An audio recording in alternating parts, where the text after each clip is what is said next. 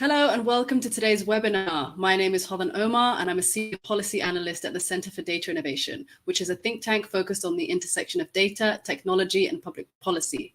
Today we are here to talk about the National Quantum Initiative Act, which was an act of Congress signed into law in 2018 that created a coordinated federal program to accelerate quantum research and development in the United States. It's been 5 years since that program was created and Congress is working on reauthorizing it. The question is, what went well in the first iteration of the program and what should be included in the next iteration? Thankfully, I am joined by a very distinguished set of panelists and experts that cover a range of perspectives to help us explore these questions. Today, I am joined by Kate Johnson, who is the Research and Technology Subcommittee Staff Director in the House Science, Space and Technology Committee on the majority side. We are joined also by Alan McQuinn, who is a Research and Technology Subcommittee Professional Staff Member in the House Science, Space and Technology Committee on the minority side. We also have Celia Merzbacher, who is the Executive Director of the Quantum Economic Development Consortium, QEDC. And finally, we have Stephen Ralston, who is the Chair of the Department of Physics at the University of Maryland. Thank you all so much for joining us here today. And thank you to everyone who's joining us virtually. Just a reminder to you all that this session is really meant to be interactive and your questions and comments are very welcome. So if you're watching online, you're invited to submit questions via Slido. And if you're watching on the center's website, you can see the link at the bottom of the page to Slido where you can ask those questions. So please do. And I'd love to start off this discussion by kind of setting the stage. And so, Alan, I'd love to pose the first question to you. Maybe you could start off by talking about what the kind of goals and purpose of the National Quantum Initiative Act is in the first place. Sure. Thanks, Hodan, and thanks to the Center for Data Innovation for having me today. So folks often claim that Congress is behind the times, but former Chairman Smith and former Chairwoman Johnson, who was at the time a ranking member, really had a lot of foresight, I think, in investing in basic science, in basic quantum information science in 2018. So what this bill basically did, and still does, is it was a whole of government initiative to coordinate on quantum information science research and development. There are individual agency programs at the National Institute of Standards and Technology to advance basic quantum technology and move towards standardization. There's a piece on the National Science Foundation to invest in basic research and workforce development. There's a piece at the Department of Energy to invest in basic research as well and build these larger centers that can move the technology forward. The bill also established things like the Quantum Economic Development Consortia, represented here by Celia, to collaborate with industry on road mapping and development of quantum information science technology. And Congress actually did take 2 more bites at the NQIA apple, as it were. We amended the bill in I believe it was NDAA 23 to include a National Science and Technology subcommittee on economics and security for quantum information science because of the dual use applications of the technology. And we also, in the CHIPS and Science Act, which passed last year, included a number of provisions on the quantum workforce, on quantum communications and sensing and access to quantum computing for researchers. So happy to delve into any more of that. Yeah, and we certainly will. But I guess one of the kind of questions of the day is around reauthorization and where things stand. So Kate, what can you tell us? Thank you. Thank you so much for having us here. We have started the process at the staff level of engaging with stakeholders. We probably have engaged with a number of the folks both on the panel and tuning in. We started doing staff level meetings all the way back in September. Alan started organizing it when he was still in the majority, and we have continued that engagement into the 117th Congress. This is a top priority for the committee this Congress to get done, given the authorizations do expire. It is a 10-year program, but the authorization expires this year. And so we are working currently on a draft to share with our Democratic colleagues. And then we will coordinate with Alan and his team and get something out to stakeholders. We really want to continue in the tradition of the Science Committee and have this be a very strong bipartisan product that we're pushing out as a coordinated committee. And so we're taking our time to really look at it. But some of the broad priorities that I can just mention that we're looking at is we're looking to continue to support the fundamental science of the original NQIA Act that they authorized, while also looking to pivot to supporting some use-inspired, more translational R&D programs, as well as how we can give resources to some, whether they be test beds or other resources to startups and early stage quantum companies, how we're able to support that ecosystem and give support to some of these more early stage independent programs, as well as, which I think we'll talk about a lot more, is the workforce needs, how we're building off of what we did in Ships in Science, and further coordinate that both across all the agencies that are part of the NQIA and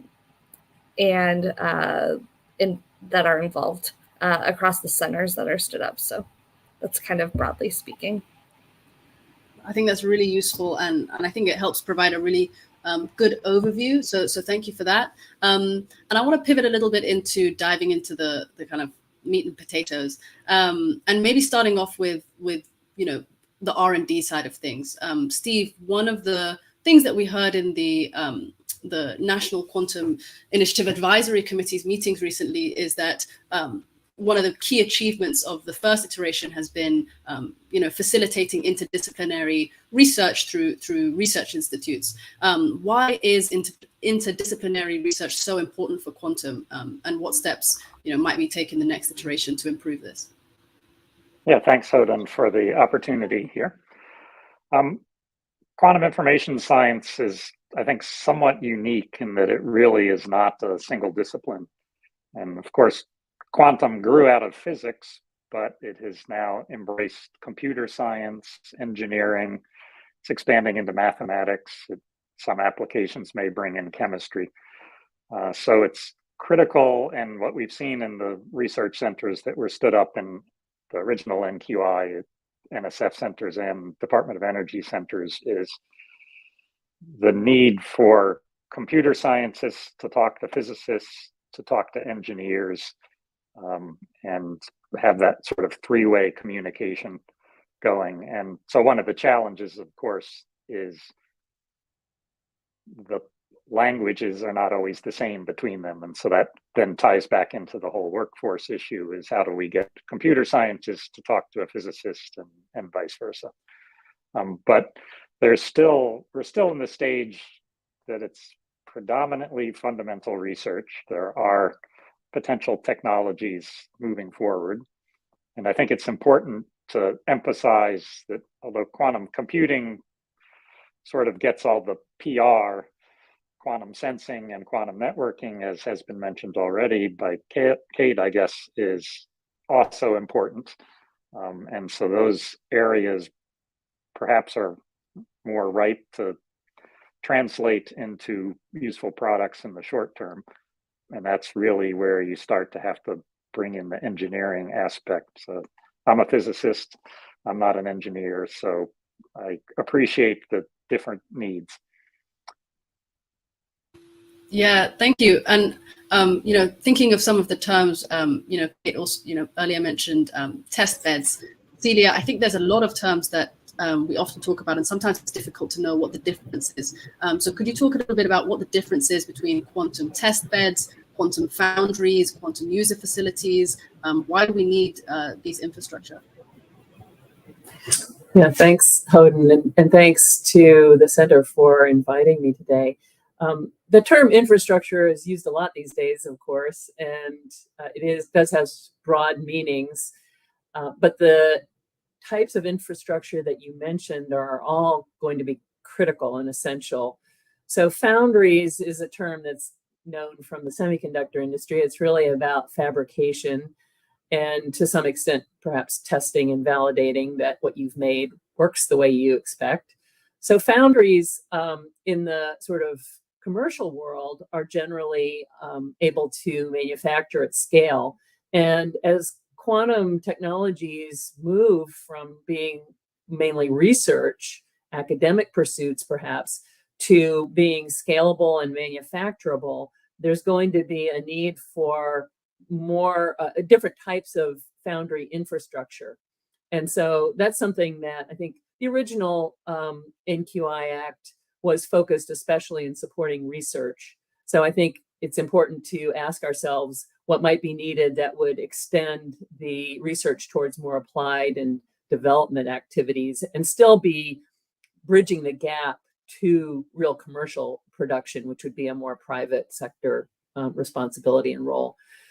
User facilities there are many user facilities, of course. NSF and DOE have supported a whole suite of nanoscale science research user facilities, for instance. And I'm guessing, I guess, that the NQI Act didn't stand up new ones because in some ways, nanoscale science and the capabilities of those user facilities supports quantum activities quite well. But I think it will also be important to ask what might be missing and to recapitalize and expand the capabilities of these existing user facilities. So not necessarily creating new ones, but making sure the ones we have support the needs of the quantum R&D community.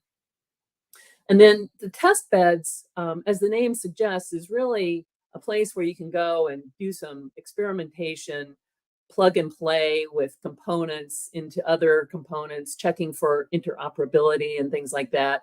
And that's especially useful when you're starting to build out the parts of what's going to be needed for networks and communications. And the Chips and Science Act did authorize the development of some critical infrastructure, especially in the networking area. So, but there are many sort of special needs for maybe test beds for quantum sensing or quantum computing.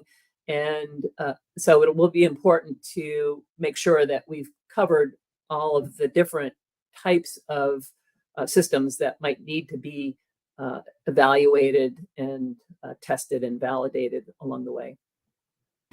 Could you also maybe talk a little bit about the Quest bill, what it is and how it relates to all these things?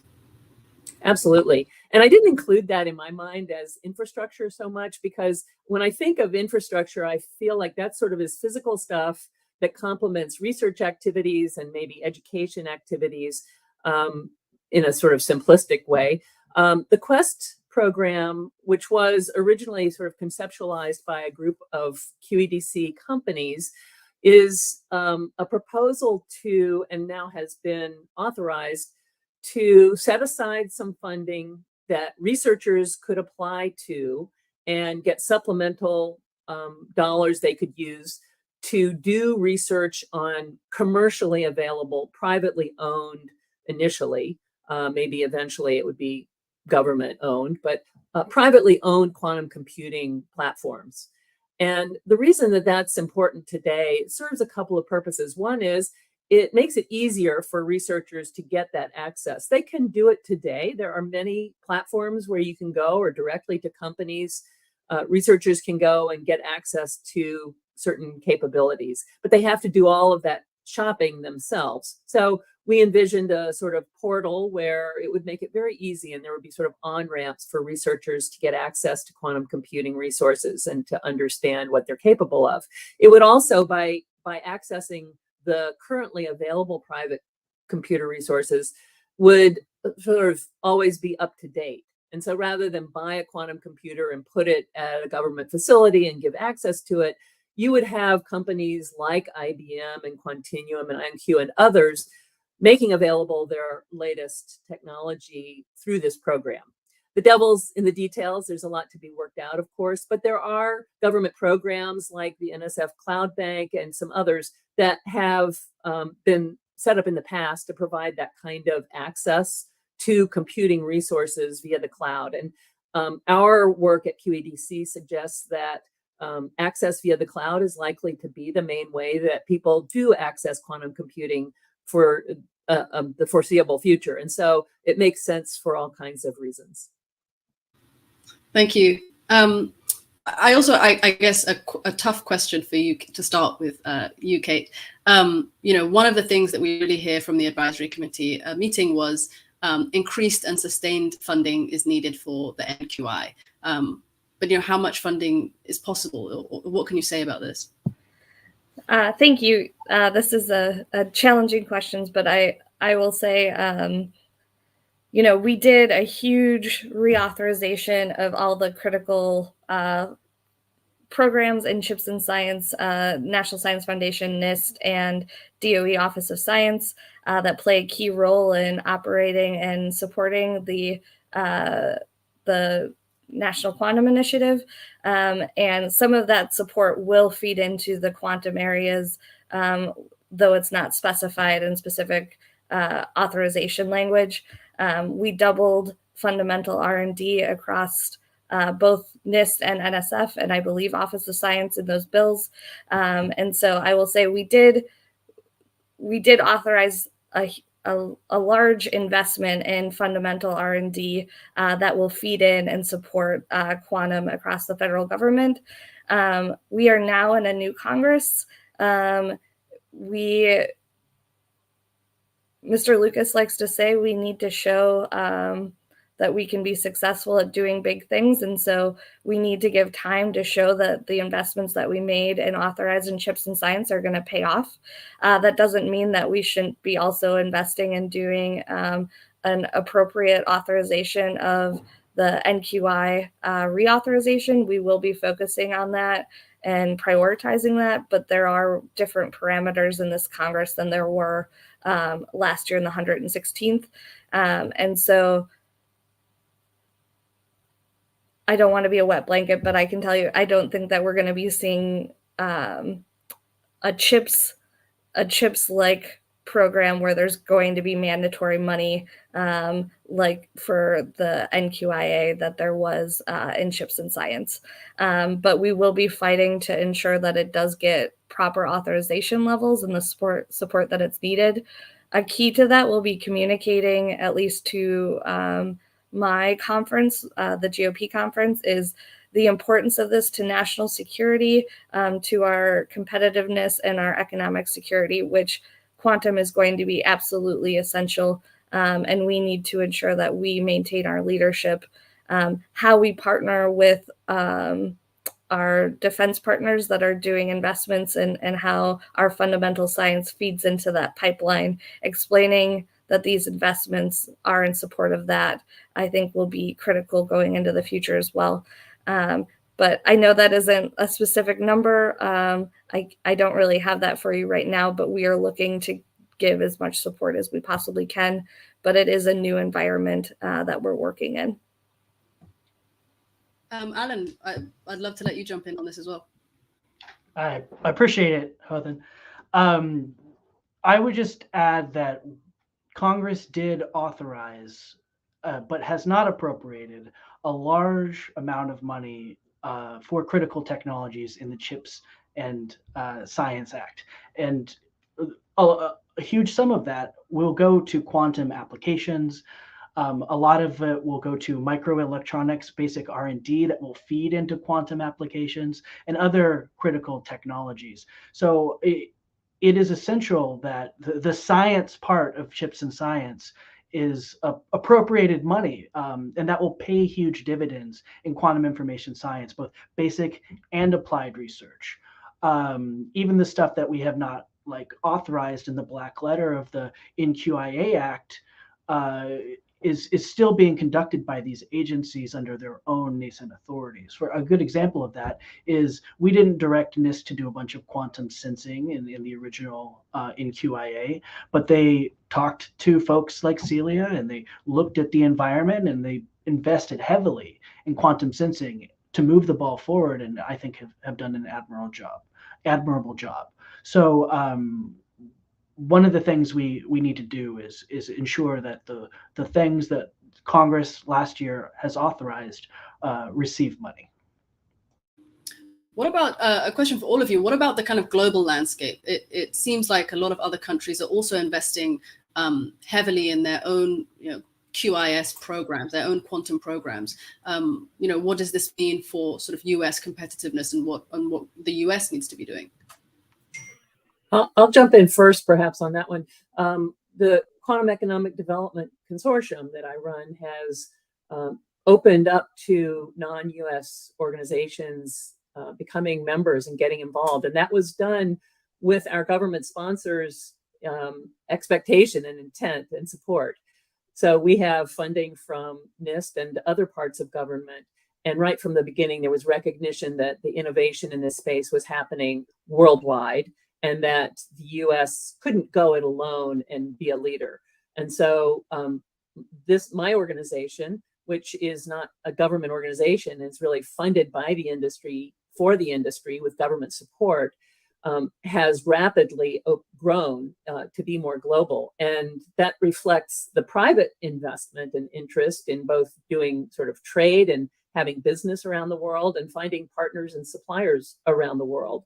And it's being paralleled, as we all see in the news on a weekly basis, it seems, announcements about innovation, investments by other governments. And I just had a conversation within the last few days with someone who is organizing a number of quantum-related events over the rest of the year.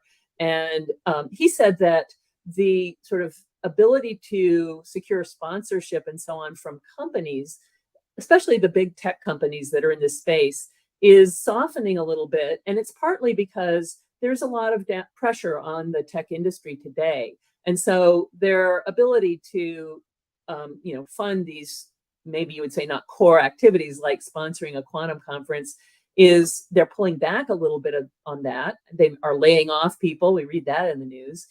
Meanwhile, he sees the government side of his business coming up. And so I think it's really important for the US government not to take the foot off the gas, because it is being heavily invested in worldwide by both friends and adversaries. And it's an area, and I'm sure we'll get into this, that has both economic implications, but also security implications. And so we can't afford not to be a leader in the area. I think that's sorry, please. Yeah, so I would just echo what Celia's saying and point out that, Europe flagship program has been running for a number of years. The UK had a very successful program that they're reauthorizing, and China has spent presumably lots of money. It's hard to tell exactly how much, but there's significant investments worldwide. And actually, one thing that we've noticed in academics is, as our European colleagues invest more money there, a lot of the European talent is now staying at home rather than coming to the US. So it not only is development going on there, but we lose one of our major pipelines for talent. Because one thing that the US has always been very strong at is attracting talent from other countries and then finding them deciding to stay in the country and enhance our research portfolio. I think that's a great segue into talking about kind of workforce and talent-related issues more broadly. And maybe, Steve, you could talk a little bit more about specifically what challenges exist at the higher education level and within universities to upskill the workforce. And if you have kind of more thoughts about, students who are trying to come to universities, your thoughts in general on these things. Yeah, so, we have a lot of conversations, and everyone I know at every university in the country that is working in the quantum space is having discussions, and we're creating courses. So at some level, pretty much every physics major gets introduced rather extensively to quantum. So we already know how to educate our physics majors. So the real challenge, in a sense, is to figure out programs to make engineers, computer scientists, quantum agile. There's not enough time in the day for them to be both a physics major and a engineer.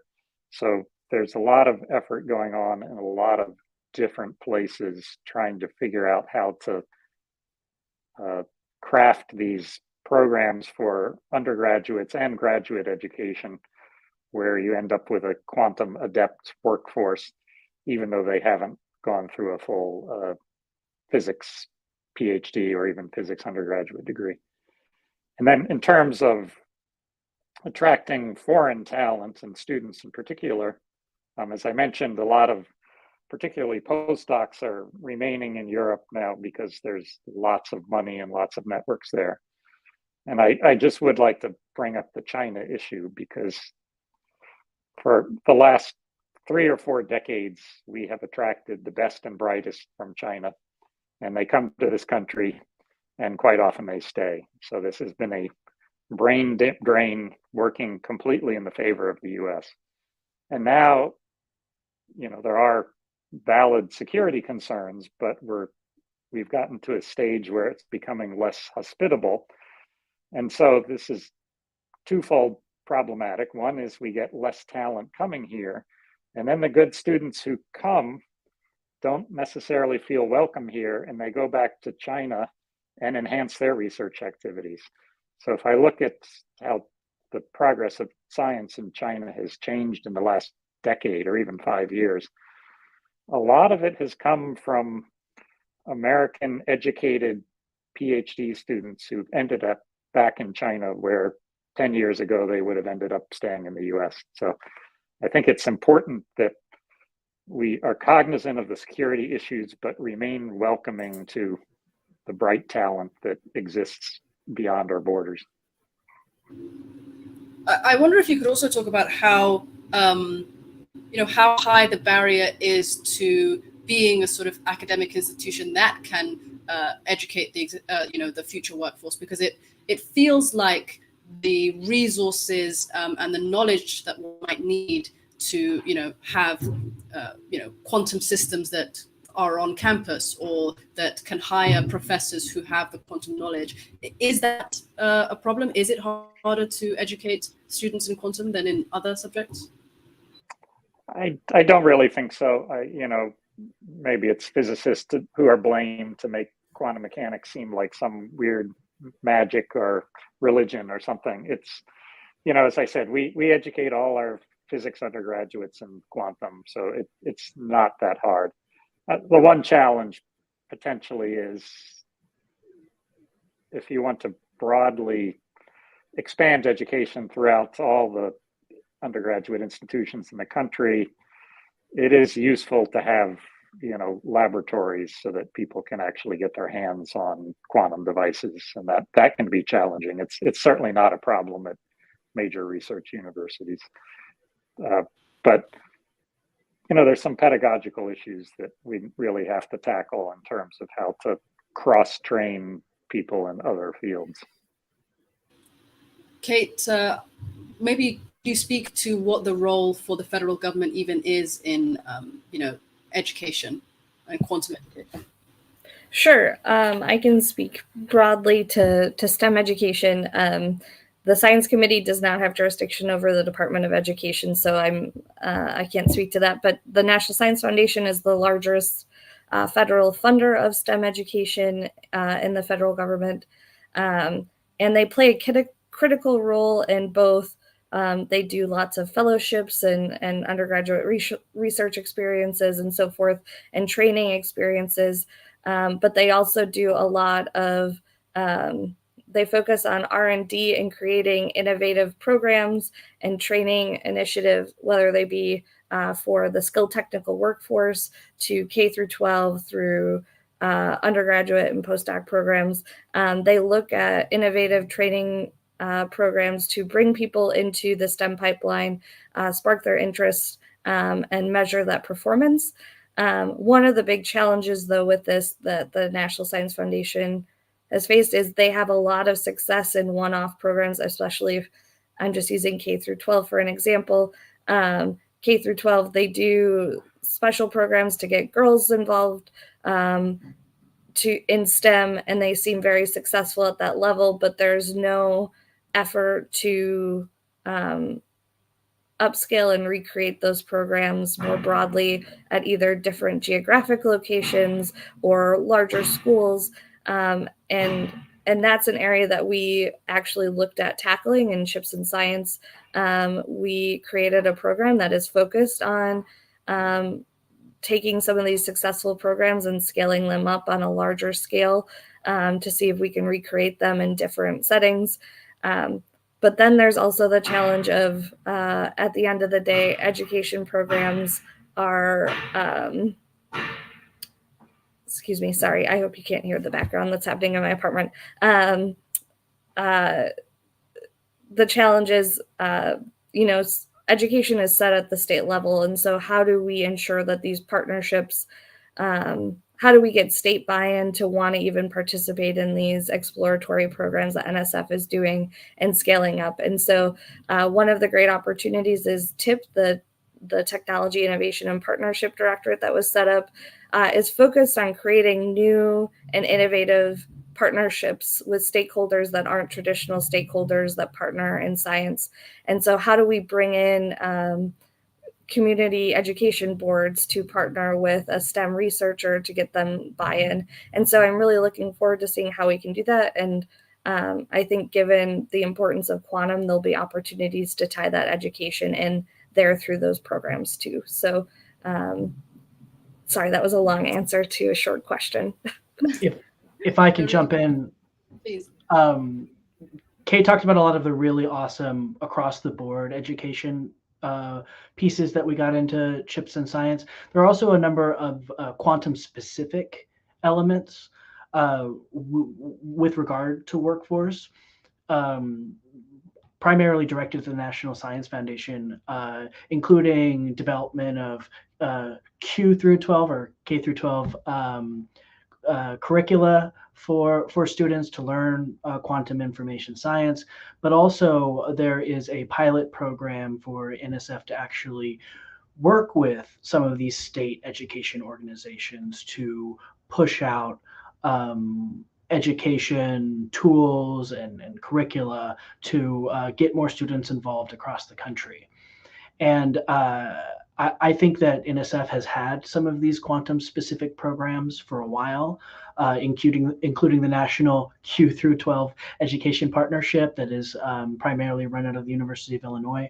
But we hope that through the programs that are authorized in CHIPS and science, but still need funding, we're able to push out more education on that level. And I do think that we'll be looking at higher levels of education in the NQIA reauthorization.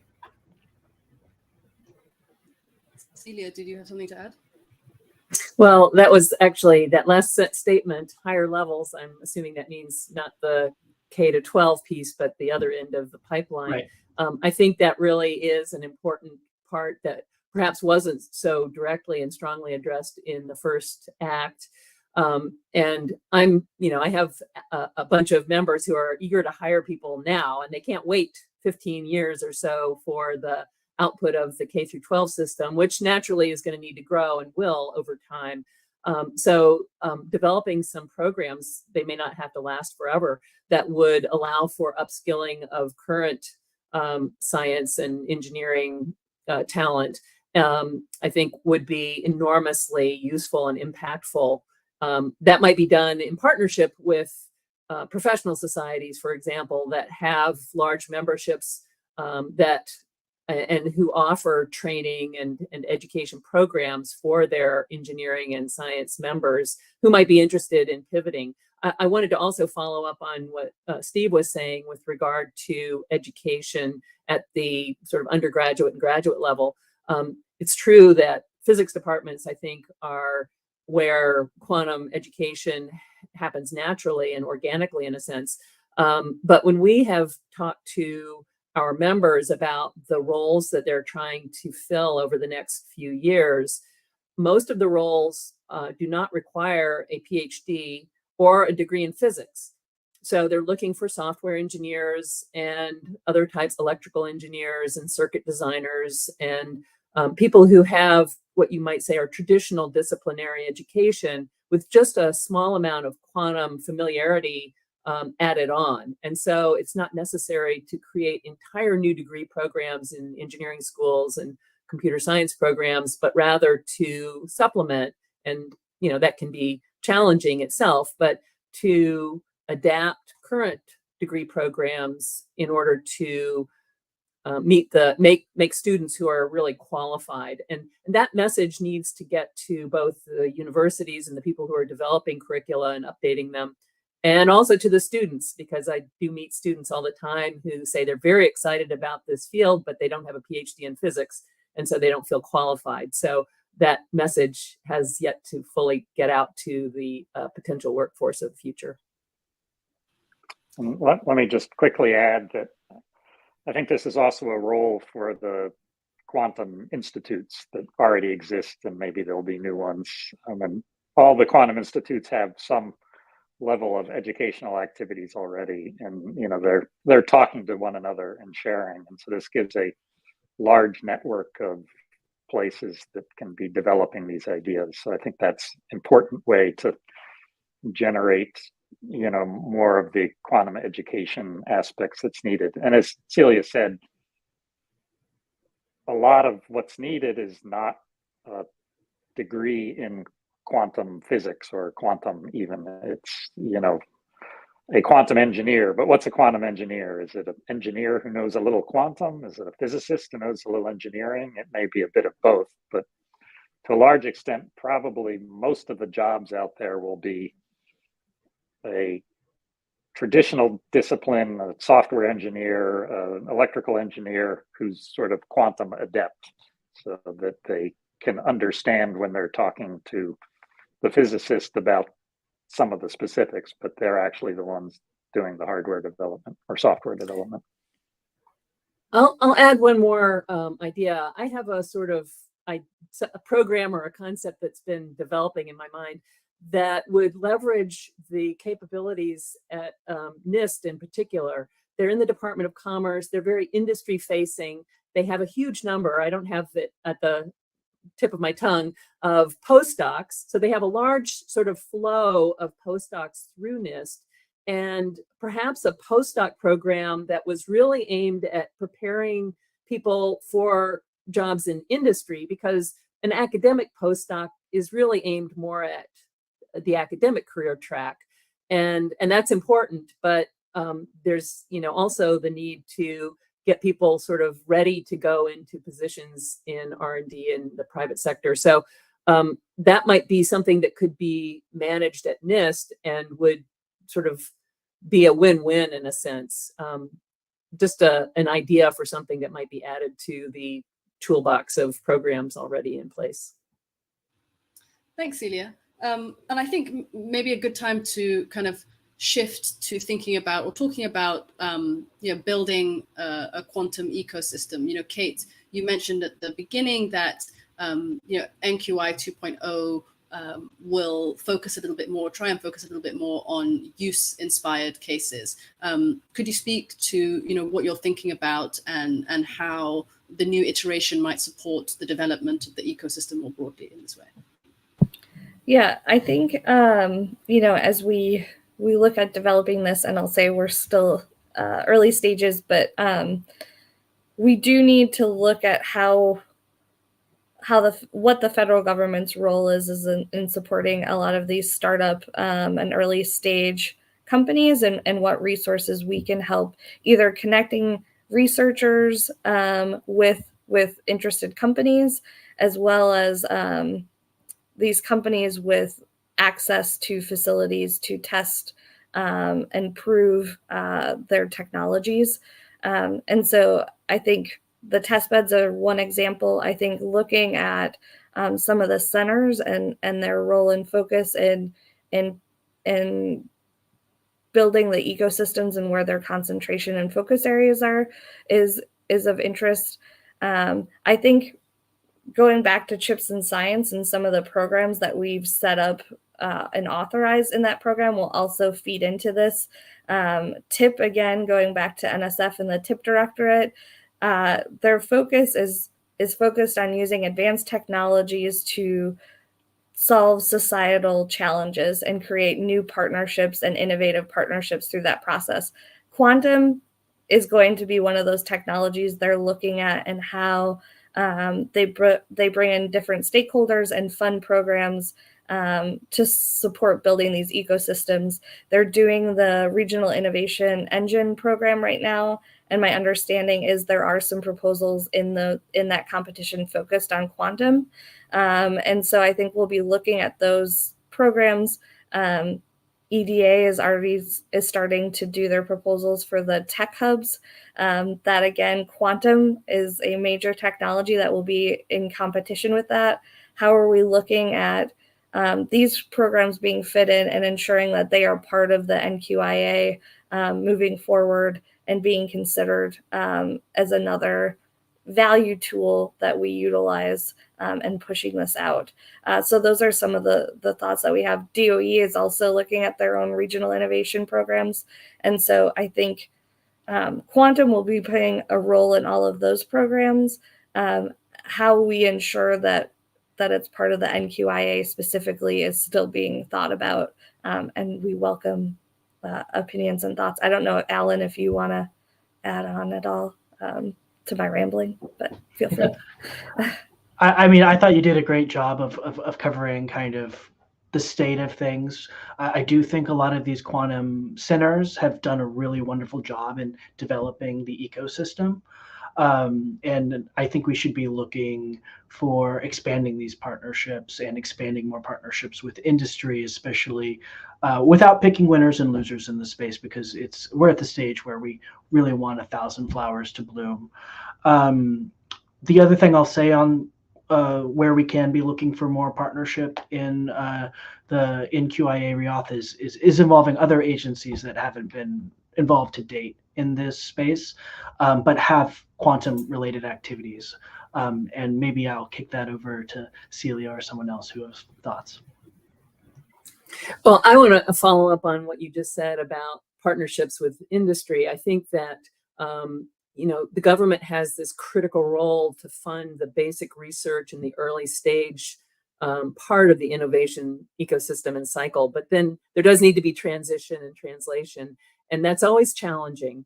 And while the centers, I think, all were directed to work with industry, it wasn't necessarily a requirement. Some of them are doing more of that than others. And I think it might be possible with just a little bit of direction and maybe sort of setting aside a small amount of money that is available only to work that is done between a university and an industry partnership, or between one of the DOE labs and industry, so that would incentivize more actual cooperative research back and forth. And I will share that among the QEDC members, most of them are small companies. And when we come with even the opportunity and offer to help fund research at that company, often they say, well, thank you very much, but we don't have anybody to do it. They don't have the capacity at a small company to do a lot of research. They don't have a research department down the hall. And so that's where government, I think, can come in. Universities, of course, are full of people who can do research. So again, driving these needs on the industry side to work with the universities and finding those partnership opportunities, I think would be a wonderful kind of gap filler going forward. Speaking of kind of ideas for translation, I wonder how much you all have an eye on what other countries are doing around this. The UK, Canada, they seem to have, competitions and challenges specifically for commercialization. Is this something that the US is already doing? Is this something it should be doing? What are your thoughts on this broadly? Open to anyone. Well, I'd love to hear from the folks on the Hill, but I will say that we have a number of programs in the US that aren't quantum specific, but they do have this intent. So programs like the SBIR and STTR programs, and at DoD, there's an embedded entrepreneurship program that DARPA has stood up, and I think it may be expanding to other departments. So there are models that could be, again, perhaps with some encouragement through the policy process, to direct those or use those specifically toward quantum innovation. But we do have a lot of sort of tested programs that could be relatively easily, I think, deployed in this space. And I'll just Oh, go ahead, Steve. I was just going to say, I would just like to point out the US has an inherent advantage in our culture of entrepreneurship, which is just more well advanced than Europe, or maybe the UK is a little similar. But I have colleagues, quantum researchers in Europe, who are starting companies, and it's much more challenging for them than it is in the US. So that's one of our kind of first mover advantages that I think has helped. If you look at all the quantum startup companies that have blossomed in this country. So without necessarily competitions or challenges, we just do it on our own anyway. I'll just jump in to speak to some of Celia's points. We did reauthorize SBIR recently, and we're looking to see how that competition supports translation. But to what Kate said earlier, we also just authorized the TIP Directorate, whose whole purpose, or a large portion of the purpose, is to help translation of technologies to not only commercialization, but also to solving major societal challenges, right? And so in the president's budget request that was released recently, NSF, for example, has 300 million in quantum that they want to spend, a large portion of which will hopefully go towards these commercialization activities. And we're tracking to see how TIP is, we're doing oversight over TIP to see how that initiative helps support a lot of what you're discussing here. Thanks, Alan. Celia, I think as well, if we're going to talk about ecosystem building, it's important to talk about supply chains and supply chain dependencies. And QEDC has been doing a lot of work around this. Can you talk about the work that you've done, what you've found, and what findings kind of mean for the next iteration of the NQI Act? Sure. It turns out that mapping out the supply chain is not an easy task. Companies know who they buy things from. Sometimes they're very protective of that information. But it's clear and it's well understood that quantum supply chains are global. Companies like Blue Force in Finland are the leaders in their field of cryogenic technologies. There are German companies and others that are top laser producers and so on. And so the supply chains are very distributed, but they're sometimes rather fragile in the sense that they're not very robust, or there aren't many suppliers necessarily for certain technologies.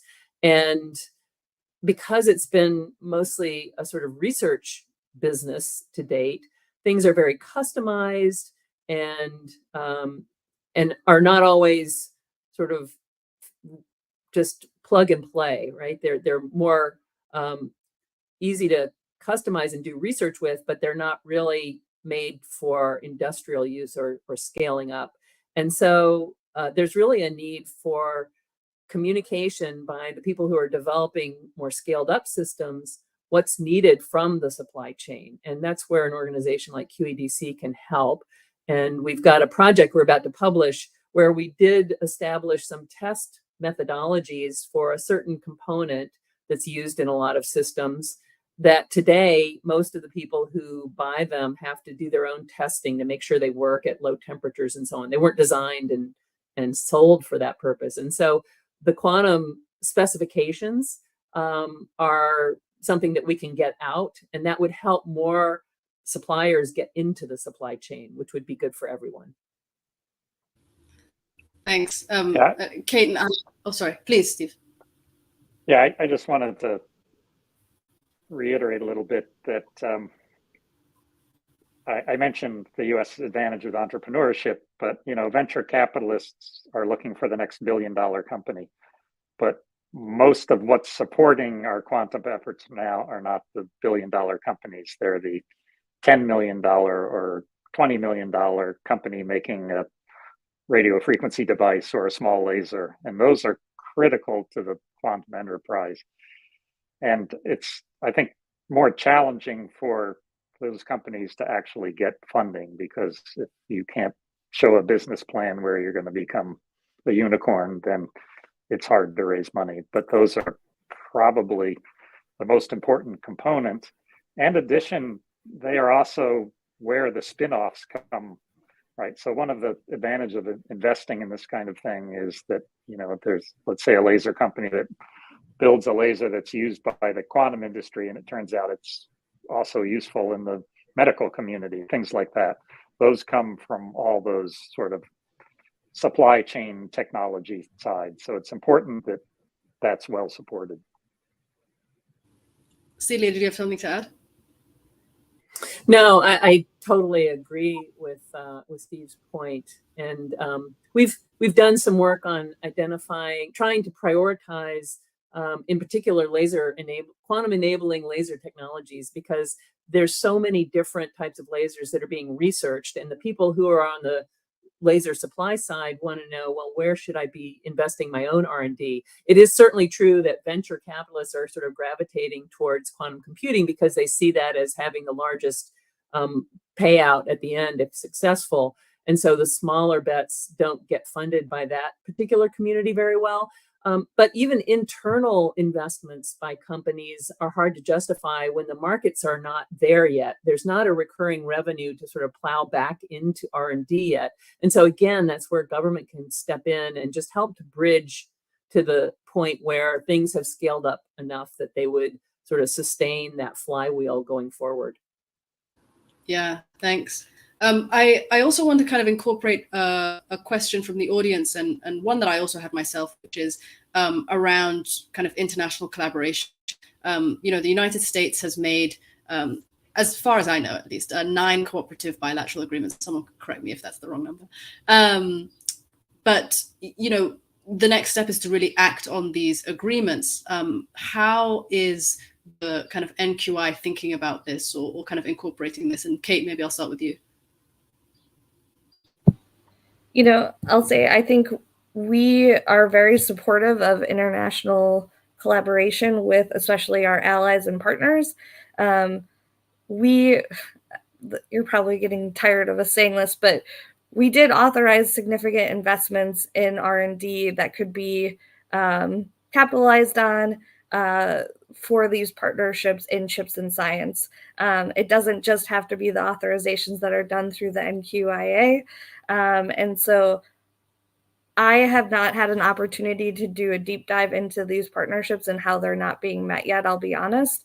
But I think it's something that we're very supportive of.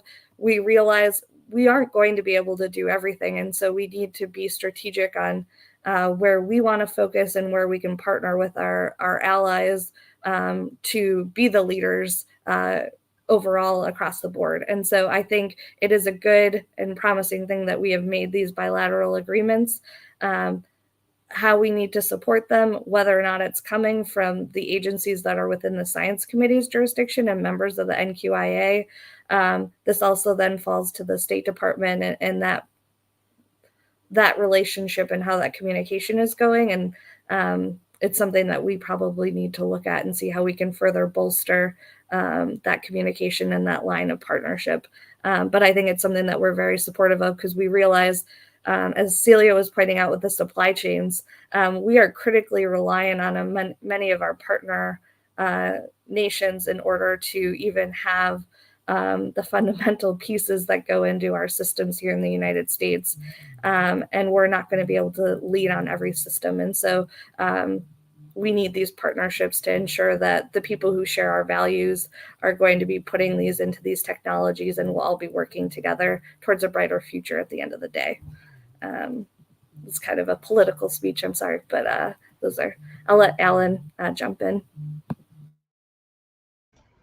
I don't have much more to add. I think that we're closely tracking, especially NSF's international partnerships on research, and we hope that what the U.S. puts into quantum information science can also build upon what Canada is putting in, what the UK is putting in, so that these various research efforts are greater than the sum of their parts. Yeah, and maybe we only have a few minutes left to close out, but I do want to talk about this kind of the balance between kind of promoting quantum and protecting it on the other side. Celia, what do you think that policy should consider to get this balance right? I think because it's so early, there's naturally going to be, and we're investing so much, as are others, in the basic research, and people like Steve and the university community in general naturally collaborate across borders. That you don't have to ask for it almost. I mean, it helps to put some resources toward supporting that kind of thing, but you can look at publications and so on and see how much collaboration happens at the basic research level.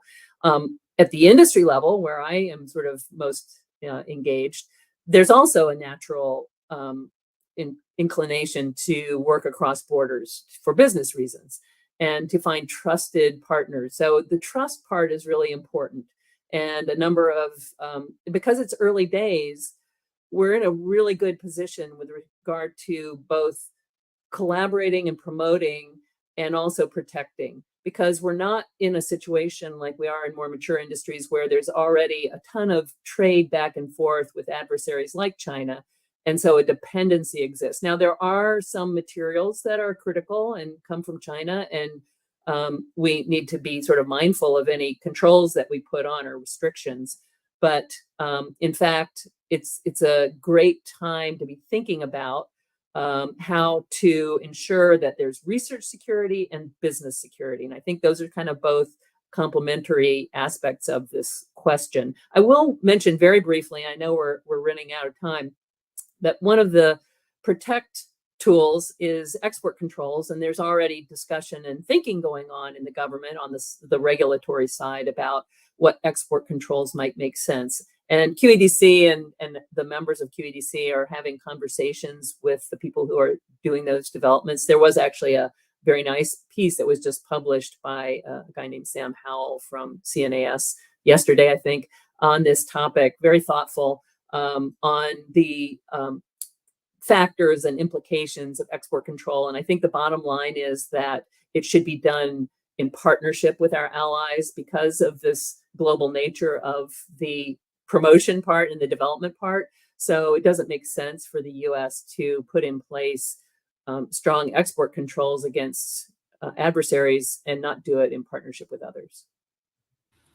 Yeah, Steve, I wonder if you have anything to add. I would just say, from the academic community's perspective, be careful that we don't implement export controls too early, which can cause a real problem in terms of how research is done. I think people are being very thoughtful about it at the moment, but it's easy to get a little paranoid about things and then end up causing a lot more damage than benefit. And another export tool is the deemed export controls, which is a US, somewhat unique to the US, and that has to do with having non-US citizens working in labs in the US and whether or not they're exposed to technology that's controlled. And the QEDC's view is that that should be really carved out, because not only universities have a lot of non-US people in the labs, but so do the companies, and they need them, as we talked about earlier, to succeed. And so again, to Steve's point, export controls should be done with considerable thought. Thank you. I think we have time for just one more question. And Alan, I'd like to pose it to you. It's a question I had for you earlier that I didn't get time to, which is, something that you and I have talked about in other circles, is this idea of understanding how much research is happening and being able to track the kind of quantity and quality of it. I wonder if that exists in the kind of quantum realm, and your thoughts on this generally. This is a tough challenge. I do think we are starting to see really positive efforts, both from the Department of Commerce and the National Science Foundation, to really track the analytics of innovation. There's a pilot program at the National Science Foundation headed by Dr. Erica Fuchs at CMU that's really looking at, like, what are the pieces that go into innovation and tracking these outputs across the country. And there was recently an announcement by the Department of Commerce to look at it like holistically across the various initiatives, the Tech Hubs program that's at EDA, and some of the programs, the CHIPS programs that NIST is standing up, so on and so forth. In the quantum region, I think that those larger efforts, will pay dividends for quantum information science, but it's still very early and we still kind of need some of these fundamental things to be launched. So thank you. And any final thoughts on the security question? Just really quickly, the House Science Committee on a bipartisan basis has done a lot on research security over the last few years. Kate can speak to this better than I can, but primarily on transportation, disclosure, and training. This is an open question. It's evolving. We're very happy that these conversations are going underway, and we would like to continue them in the dual use nature in the quantum space. So, Kate, do you have any final thoughts? I was just going to say, I think our research security provisions that we put in are focused on what Celia said, which are trust and transparency. They're focused on ensuring that researchers, as they apply, disclose partnerships. And so agencies are aware as grant money is going out. And I think it's focused on trust and ensuring, but a lot of this work, as Celia said, is fundamental science, and critical to fundamental science is open science, sharing ideas. And so trying to balance that out has been the huge focus of the Science Committee. And I think we so far have done a good job of keeping that balance, and will ensure that we continue to strive that. I think the export control discussion and its impact on fundamental science is going to be an important area, looking into the future of how we balance when something in advanced tech no longer becomes fundamental and moves into more applied. And so that's something that the committee is continuing to explore, and looks forward to having more communication and conversations with the community as that issue continues to grow and evolve. Well, thank you so much. I think that's a great place to end this discussion. Thank you to all of our panelists, really interesting and valuable. And thank you to everyone who watched at home. I hope you have a great day. Thanks, everyone.